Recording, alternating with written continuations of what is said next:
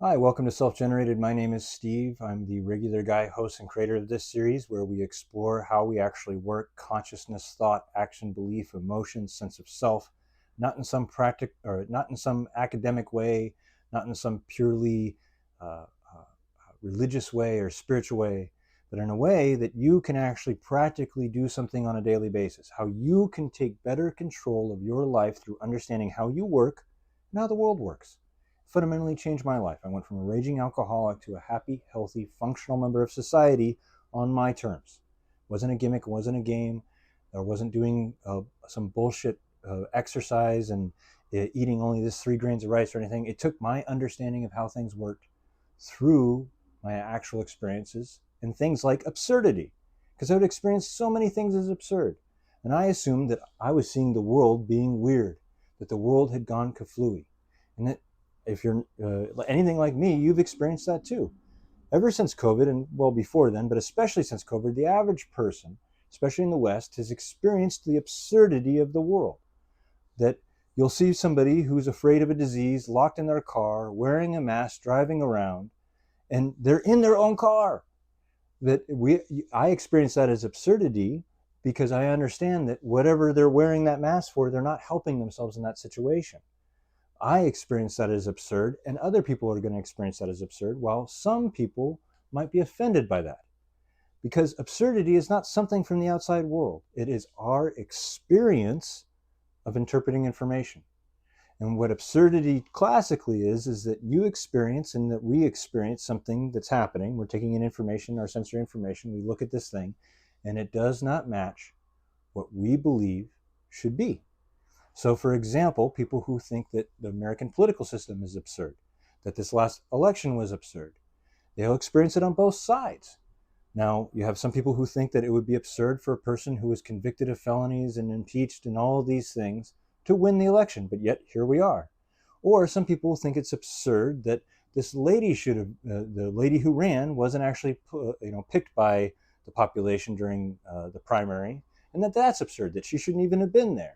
And that there's literally 1,000 other absurdities when you consider looking at American political systems and how they work. And depending on what you believe to be true, something or another thing will be absurd. Because the absurdity is not the outside world. And that's one of the pause moments of why I want to talk about this. And I want you to think about absurdity is not just like, oh shit, this is funny or weird. But absurdity is much like an optical illusion, a visual illusion.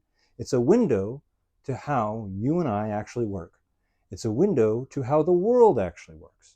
Because what I'm suggesting is that a great deal of what we experience as absurdity, which is when you think something is completely illogical, that it's stupid, that it's crazy, that it's not working against how you understand it should be, that a lot of what we need to do is not realize that this is weird, is to realize that what we think it is, it's not. For example, when I talk about politics, we assume that these things are weird or we've experienced. Let's talk about politics as an example. We experience absurdity within it. We think things are absurd because we believe it's a democracy, that we live in a democratic society. But it's not purely democratic. If it was, then Gore would have won in 2000 and Clinton would have won in 16 because of popular vote. We live in an environment that is a republic. We elect officials to represent us. Those elected officials generally come from one of two piles of people, or even if they don't belong to that party, in order to win or run, like Trump, they have to pick a party. Now, it's because these parties really control everything. They are in charge. It's not a conspiracy. It's just how the nature of things work. And so that they build a world that is meant for them and those that empower them and that those that keep the system going, which is not us. It's not about conspiracies. It's not about throwing everything out. It's that we experience these things as being weird because they're not working in a democratic way, but that's because we assume we're in a democracy, not a constitutional republic. And that these people that are picked, why would we pick these people to run? Because we didn't. And so that when you see absurdity, typically what we do is we experience it, and then to reinforce or deal with it, we find our echo chambers that we now have to reinforce what we believe to be true. I can go online and say this person is bullshit, this person is awesome. and I can find other people who can help me reinforce that belief. That is how I can deal with absurdity. That's how I can deal with this thing. If I like, or one news source I don't think reinforces my belief, I cut them out. I can reinforce in my echo chamber how they're absurd and not true and telling stories while I reinforce the other one. All of this ties to the idea that I understand what is really happening, how it is supposed to be, how it is meant to be, how it was built to be, versus the reality of what it actually is and how it's actually working. Now, politics, people will argue, gray area of that. I get it. I understand. But it's in everything. The absurdity of the idea of fake news. All right, that's part of the polarization. That's part of a lot of things. People believe that there's fake news. Other people experience absurdity when I say that because you can't have fake news. News can't be fake. But the reality of it is, whether you experience absurdity from one side or the other, or none at all, is that the things are not news. Meaning that a lot of what we're talking about as fake news is entertainment. It's infotainment. News comes from institutions. News stands under its own guard, its own rules, its own regulations. It's an institution. The sources that we have of news are not journalistic institutions. They're businesses that are designed and need to capture your attention, keep you retained, bring you back. They're going to tell stories that entertain you and bring you on as a customer, as a set of eyes. Because without eyes, without relevancy, they do not exist. All right? And so when we talk about experiencing fake news, we experience that idea of absurdity of fake news because we believe news should be something. We believe journalism should be something. It does not exist how we think. The vast majority of how we get our information is from carefully manicured talking heads, cultivated digital personalities, presenters, not journalists. And it's not to say all of them are not journalists, that there's no journalism left. It's that the vast majority of what we experience as news is not news. It's not journalism. It's entertainment. It's infotainment. And so we experience the absurdity of something like fake news because we don't understand that it's not journalism. It's not news. It's flavor choice. It's infotainment. But we experience it as absurdity. And nothing actually changes because of that. Some people experience it as absurd because, they just don't get it, or they have agenda, or whatever story they want to believe, that then can be reinforced through their echo chambers, whatever source that they choose to go to that will now give them their news, their information. But in reality, it's about soothing our own inner monologues, our own stories. We're reinforcing what we believe. The only reason you experience absurdity is because you believe something to be true, and something that's coming in is counter to that. That is what absurdity is. And how you handle that defines you. Now, if you hide it, spirit it away, or use it to reinforce what you already believe, you do yourself a disservice of taking a look at how these things actually are working. We experience absurdity in everything. The totality of our systems. You want to talk about how it's not just democracy. Our system is not democracy. You have gerrymandering, you have political contributions, you have special interests, you have the fact that they write their own rules for themselves.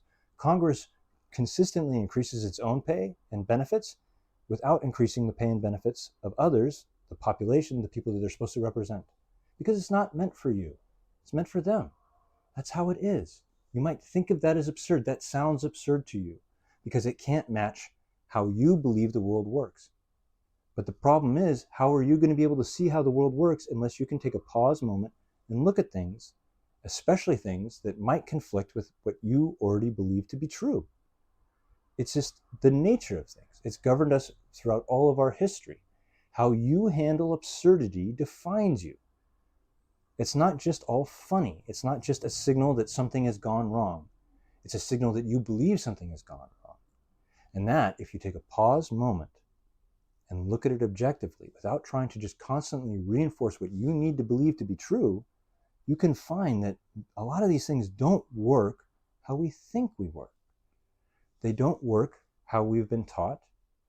And that's where we're experiencing the disconnect. It's not that there's something wrong and that we just need to go a little bit left, a little bit right, work a little bit harder, vote for this guy. The totality of the systems are written in a narrative that is not true. And that is what I argue. That is why we experience all of this absurdity. That is why the absurdity of the population crisis, all of the crises, you can see the absurdities. You've heard of the population crisis. And throughout the Western world, developed world, we're not having enough kids to replace those that are dying, meaning we're going to have an older and older population with less and less people. And you can argue it any different way. Some people who see it as absurd think of people as being lazy or lack of tradition or lack of God, XYZ. All of those answers are answers to how those individuals experience absurdity. But what's absurd is that we live in a hyper-connected world where you and I could be anywhere from Antarctica to space and be able to communicate with each other. Yet we live in a world where we don't connect. We have social media, but we feel alone. And that we don't know how to interact with each other because we live in a world that teaches us how to be human, that is unnatural, that ignores our truth, our nature, our beliefs, to push forward a narrative, a civilization, to keep it going because we say it's true versus it being actually true. Economics, every aspect of our civilization is generated from our beliefs, our stories, our narratives. Economics, as it stands, and how we have these issues now with the absurdity of, like, say, a CEO is murdered. Some people find it funny and great and awesome. Some people find that hideous. And there's absurdity felt on both sides. But what we don't recognize, we don't look at, is why. Why would people feel that it's totally cool that somebody is murdered in cold blood? And that it's not that they're all just bad, shitty, raised people. It's that the systems that govern us, the trillion-dollar healthcare industry that's supposed to keep us alive and healthy, doesn't care about us. It's more important as a business, how it runs itself. There's a disconnect between the fundamental values of what healthcare needs to provide and the fact that it is a cold, calculated business that cares about shareholders. We live in a world where we believe that those things are handled, that those things are understood. They're not. The absurdity we experience in these environments, in this situation of, like, how can I live in the most advanced country in the world and I can't afford basic health care, is because the systems are not built for us. We feel that they are, that we live in a democracy, and that these systems wouldn't work if they weren't meant for us. But that's because of absurdity. How you handle the absurdity, how we collectively handle absurdity, is really how we're dealing with reality.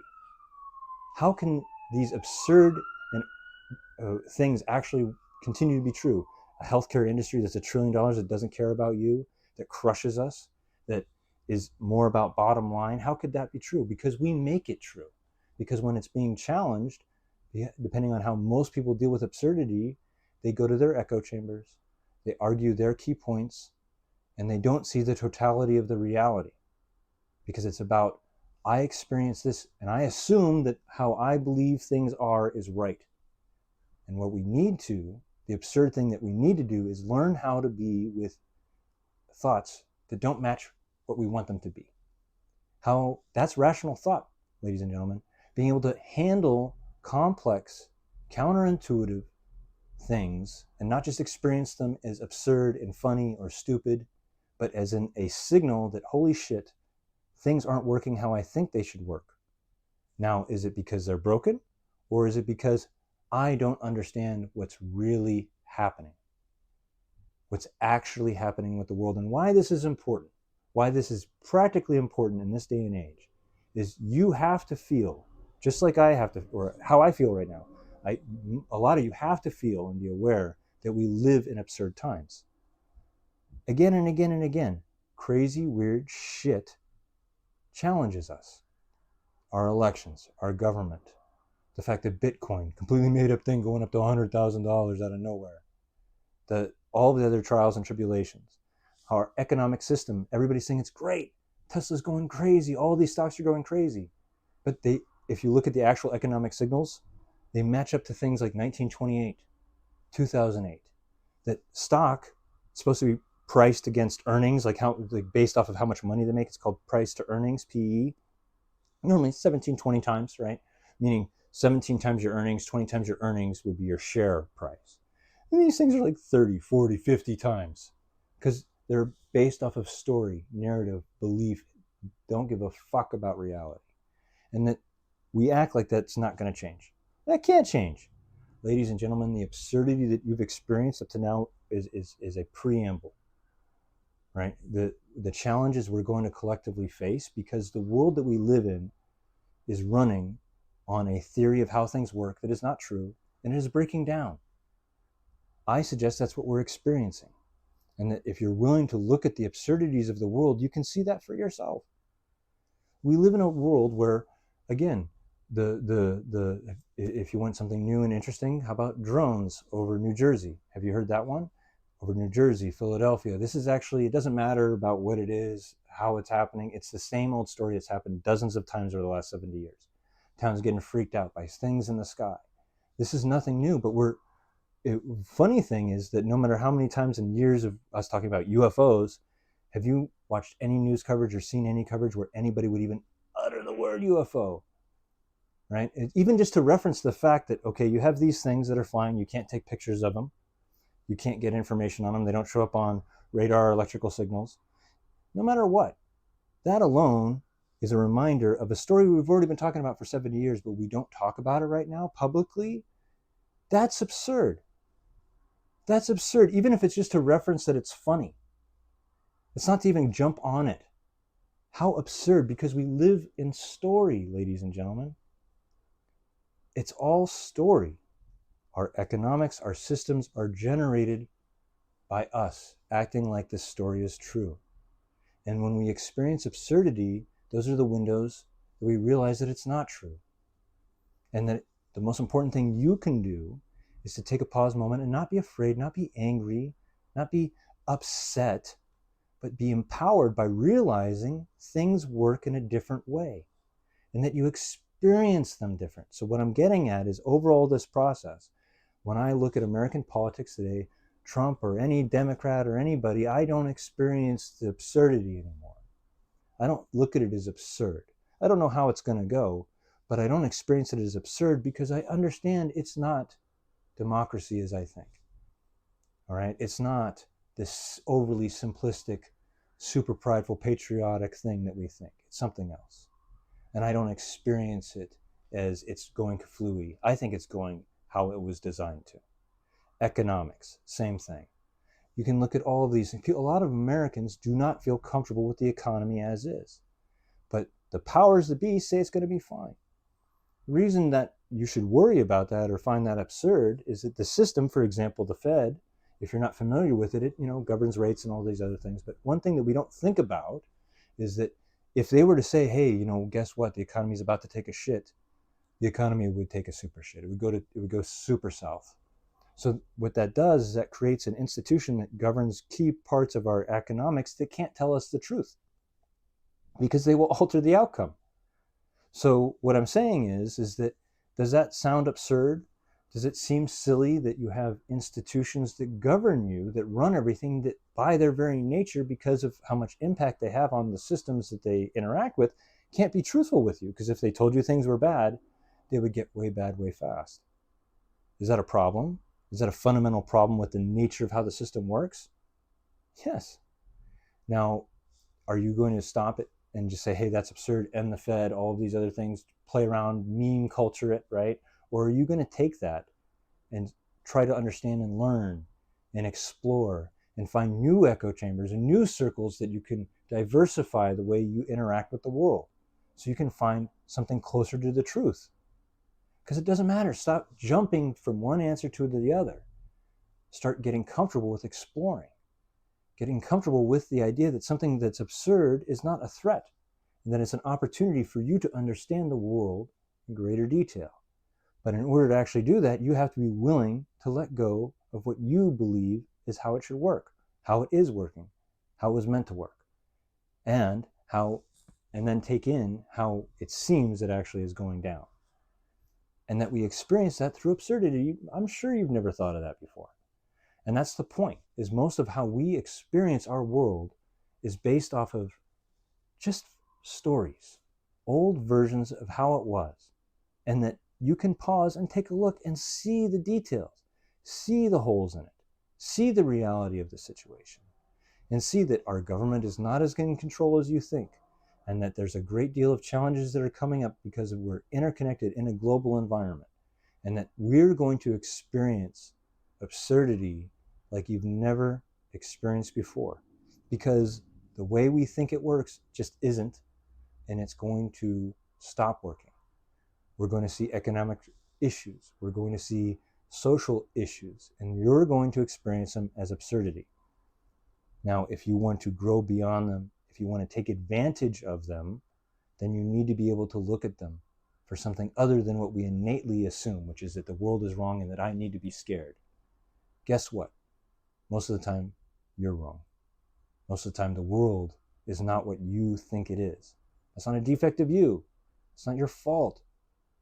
It's everything that we live in teaches us. Everything we do teaches us and reinforces our ability to believe what we already want to believe. And it's time, as absurd as it sounds, where we have to grow up and learn to believe more what is true.